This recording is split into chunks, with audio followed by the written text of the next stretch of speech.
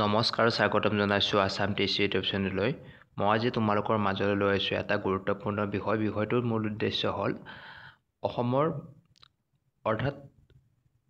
প্ৰথমৰ পৰা বৰ্তমানলৈকে মুখ্যমন্ত্ৰী কোন কোন হৈছিল সেইকেইজনৰ নাম, মুখ্যমন্ত্ৰী কেইগৰাকীৰ নাম লৈ আহিছোঁ। সকলোৱে ভালদৰে শুনি যাব আৰু যদি মোৰ চেনেল ছাবস্ক্ৰাইব কৰি ৰাখিব যাতে আগলৈ এনেকুৱা ধৰণৰ ভিডিঅ' পাই থাকে। এইখিনিৰ পৰাই বহুত কুৱেশ্যন আহি থাকে পৰীক্ষাত, অৰ্থাৎ APDCL, ADRE, DME, Assam police এনেকুৱা ধৰণৰ অসমৰ লগতে ধৰ SI এইবিলাক এক্সামতো ইয়াৰ মাজৰ পৰাই কুৱেশ্যন আহি থকা দেখা যায়। সেইকাৰণে মই ভাবিলোঁ আজি গোটেইখিনি লৈ আহোঁ, কাৰণ তোমালোকক যদি সোধে 1950 চনত অসমৰ মুখ্যমন্ত্ৰী কোন আছিল তেতিয়া তোমালোকৰ হয়তো অলপ খেলি মেলি লাগিব। সেইকাৰণে মই গোটেইখিনি লৈ আহিছোঁ, ভালদৰে চাব আৰু সকলোৱে বহি এটা উলিয়াই বহিটোত টুকি ল'ব যাতে ৰিভাইজ কৰাত সহজ হয়। সকলোৱে ভালদৰে শুনি যাব। 1 নম্বৰ আছে আৰু প্ৰথম মুখ্যমন্ত্ৰী আমাৰ হ'ল গোপীনাথ বৰদলৈ। কিমান চনত হৈছিল? 11 ফেব্ৰুৱাৰী 1946 চনৰ পৰা 6 আগষ্ট 1950 চনলৈ। এইটো হৈছে তেওঁৰ ৰাজত্বকাল আছিল 1946 চনৰ পৰা 1950 চনলৈ। 2 নম্বৰটো আছে বিষ্ণুৰাম মেধি, 9 আগষ্ট 1950 চনৰ পৰা 27 ডিচেম্বৰ 1957 চনলৈ। 3 নম্বৰটো আছিল বিমলা প্ৰসাদ চলিহা, 28 ডিচেম্বৰ 1957 চনৰ পৰা 6 নৱেম্বৰ 1970 চনলৈ। 4 নম্বৰটো আছে মহেন্দ্ৰ মোহন চৌধুৰী, 11 নৱেম্বৰ 1970 চনৰ পৰা 30 জানুৱাৰী 1962 চনলৈ আছিল। 5 নম্বৰটো আছিল শৰৎ চন্দ্ৰ সিংহ, 31 জানুৱাৰী 1962 চন, 62 চনৰ পৰা আছিল 12 মাৰ্চ 1968 চনলৈ।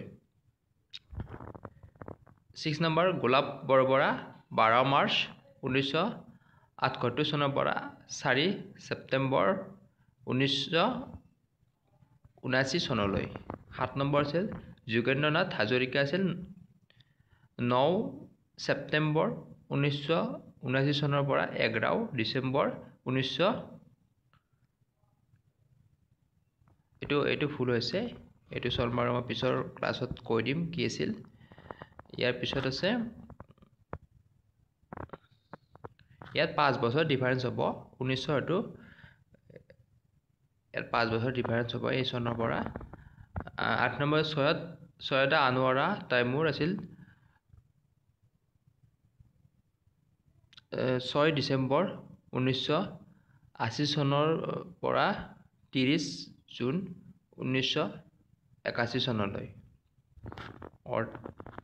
9 নম্বৰটো আছিল কেশৱ চন্দ্ৰ গগৈ, 13 জানুৱাৰী 1982 চনৰ পৰা 19 মাৰ্চ 1982 চনলৈ। তাৰে পিছত আছে হিতেশ্বৰ শইকীয়া, আছিল 27 ফেব্ৰুৱাৰী 1983 চনৰ পৰা 23 ডিচেম্বৰ 1985 চনলৈ। প্ৰফুল্ল কুমাৰ মহন্ত, আছিল 24 ডিচেম্বৰ 1985 চনৰ পৰা 27 নৱেম্বৰ 1990 চনলৈ প্ৰফুল্ল কুমাৰ মহন্ত আছিল। হিতেশ্বৰ শইকীয়া আছিল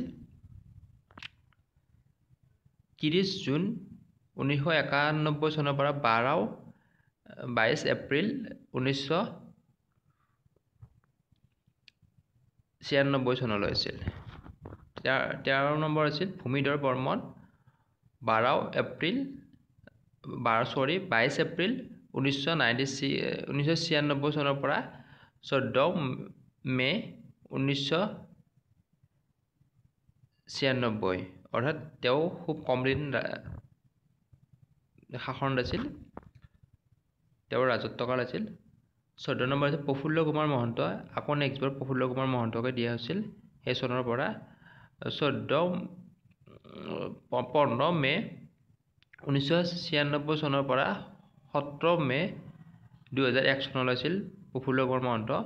ইয়াৰ পিছত তৰুণ গগৈ আছিল 15 নম্বৰ তৰুণ গগৈ আছিল 17 মে 2001 চনৰ পৰা 24 মে 2016 চনলৈ, অৰ্থাৎ তেওঁ প্ৰায় তিনিবাৰ মুখ্যমন্ত্ৰী হৈছিল। 16 নম্বৰ সৰ্বানন্দ সোণোৱাল 24 মে 2016 চনৰ পৰা 10 মে 2021 চনলৈ।